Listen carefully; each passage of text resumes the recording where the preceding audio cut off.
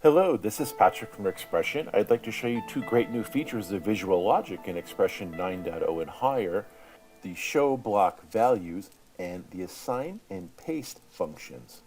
I'm working in layout mode and I've got two groups here. I've got a pair of text boxes and a pair of quads, and it's text 1, quad 1, text 2, quad 2. I'm going to go into the text box 1, text 1, and I'm going to start typing. I want you to notice as I type and put some characters in there, the position of my quad changes as I enter text or I delete the text. There's some visual logic in there, and I'm going to show you down here on text name 2. I have not put that visual logic in there yet, and as I type and I enter new text, you're going to see the text just goes, but the quad isn't moving. I want to do the same thing for the text box 2, text 2, as I have for what's going on in the first half. So I'm going to go into visual logic and I'm going to show you two functions.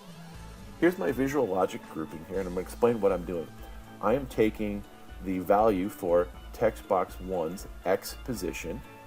I'm going to add the width of the bounding box as it is scaled, and I want to also add half the width of my quad, because that's going to tell me where that box is. Again, remember, a text box by default, its X position starts at the left edge. On a quad, by default, it starts in the center of the quad. So I want to add all those pieces together. And first off, I want to see what those numbers are. So I'm going to come up top here to my menu bar, and I'm going to click on View. I'm going to select the new function here, which is Show Block Values. What you're going to see underneath now are the values of all those particular object blocks, as well as the function blocks. So I can see what all this is if I add all these numbers up, including this. I should say if I add these two numbers up and this number, that's the product of what that is. And that's what I'm using to start the X position of my quad. Now what I want to do is I want to copy that. So I'm going to do a click and drag to highlight those. And I'm going to use my keyboard to press Control C to copy them.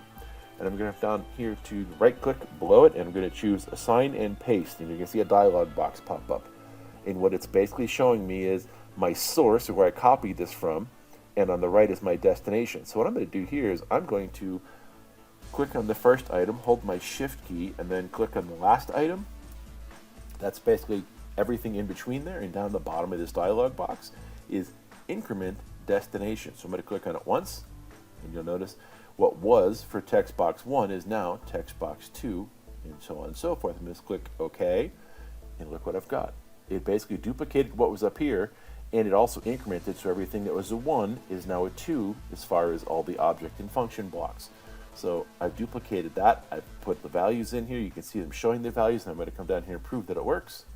And I'm going to put some text in there, and guess what? Now that quad's moving for quad 2, just like it did for quad 1 when I enter text into text 2, just like I did for text 1.